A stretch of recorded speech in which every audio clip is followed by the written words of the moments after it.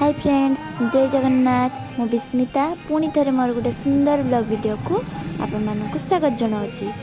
तो एठी होची आम गाँ पाखरे थिबा रायपुर गाँव रे प्रभु नारायणकर किछि लीलार प्रदर्शन करा जायछि।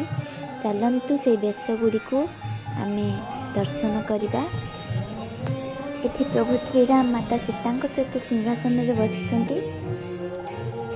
प्रभु कालिया ठाकुर भाई भौणी सहित सिंहासन में केते सुंदर वेश सजा होती। एबे आमे भीतर को जीवा, भीतर जाई देखिबा प्रभु नारायण को लीलार दिव्य वेश सब रही। चलते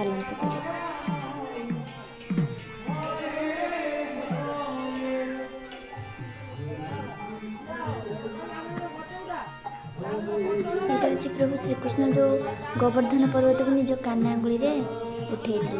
एठी प्रभु नारायण जो बाल्यवस्था सखा मान सहित जो लवणी चोरी करते से लीलाटी रही।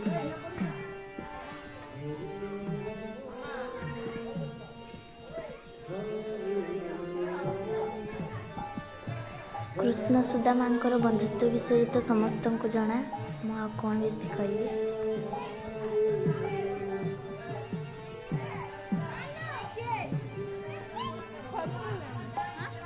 यहाँ हूँ प्रभु नारायण नीलमाधव अवतार।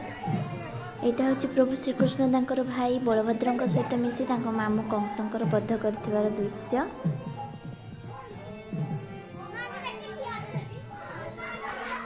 यहाँ हूँ कुबेर जो दुई पुत्र नल कुबेर आ मणिभद्र को अभिशाप मुक्त करते प्रभु नारायण। ये सब गोटे गोटे बाल्य लीला सब रही जो मामू कंस मारिया सब राक्षस मान पठाऊँ।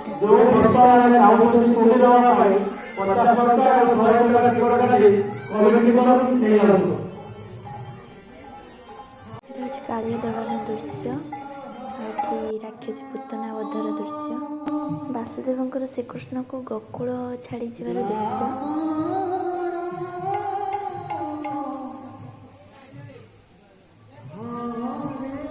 यहाँ हूँ प्रभु श्रीकृष्ण और बड़ भाई बलराम कल्की अवतार।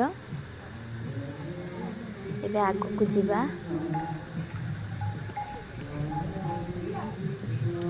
बुद्धदेव तो मैंने तो जानी थे निहाती, मु कौन अधिकाटा कहबी। ये सब बेश सब रही, ये सब लीला तांकर रही।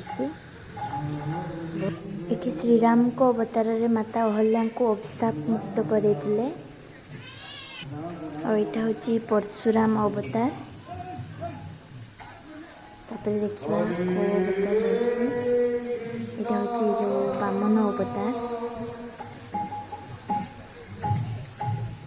एठी नृसिंह अवतार रे स्तंभरू बाहरी की प्रहलाद पिता विनाश करते, जी बहुत दुष्ट राजा थिले। बराह अवतार एटा।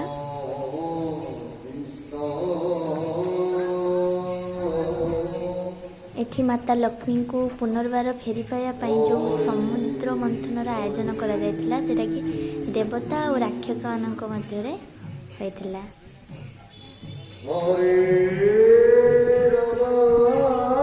तापर एठी मीन अवतार रही।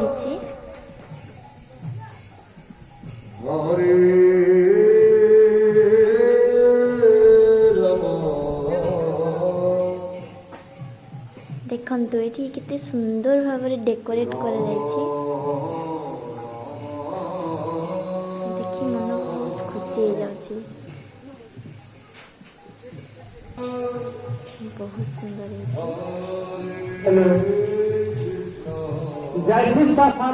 एठी हर पार्वती दुई पुत्रों सहित कैलाश पर्वत रे विराजमान होइचंती एवं प्रभु नीलकंठंकर दिव्य ज्योतिर्लिंग मध्य एठारे रही देखिपारे।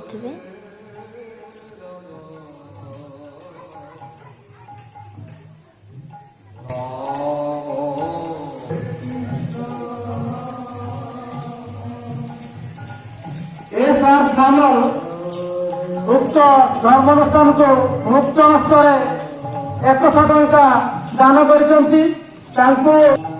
महाभारत युद्ध समय ରଣଭୂମିରେ ଯେତେବେଳେ ଅର୍ଜୁନ ଯୁଦ୍ଧ କରିବେନି ବୋଲି ଭାଙ୍ଗି ପଡ଼ିଥିଲେ, ଯେତେବେଳେ ସମ୍ପୂର୍ଣ୍ଣ ଗୀତା ଜ୍ଞାନ ପ୍ରଭୁ ନାରାୟଣ ଅର୍ଜୁନଙ୍କୁ ଦେଇଥିଲେ। ଆଉ ଏଠି ହେଉଛି ପିପଳ ଗଛ ତଳେ ଧ୍ୟାନମଗ୍ନ ଅବସ୍ଥାରେ ଥିବା ପ୍ରଭୁ ନାରାୟଣଙ୍କର ପାଦ ହରିଣର ମୁହଁ ପାଖେ ଜାରାଶଙ୍କର ଶରଣିଦାନ କରିବେ। ଏଠି ସବୁ ଅବତାର ଦର୍ଶନ ସରିଲା। ଏବେ ଅଷ୍ଟମ ପ୍ରହରୀ ପାଖକୁ ଯିବା ଚାଲନ୍ତୁ।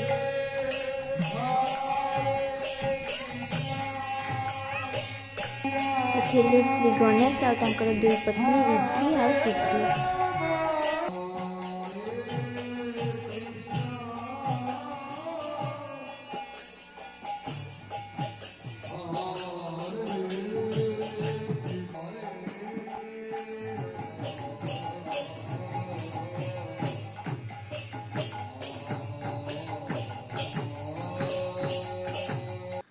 सो फाइनाली एबे दर्शन करा सरिला। मो भिडियोटी जदि आपको भल लगी लाइक कमेंट शेयर करेंगे और सब्सक्राइब निहाती करेंगे। रहूची नमस्कार।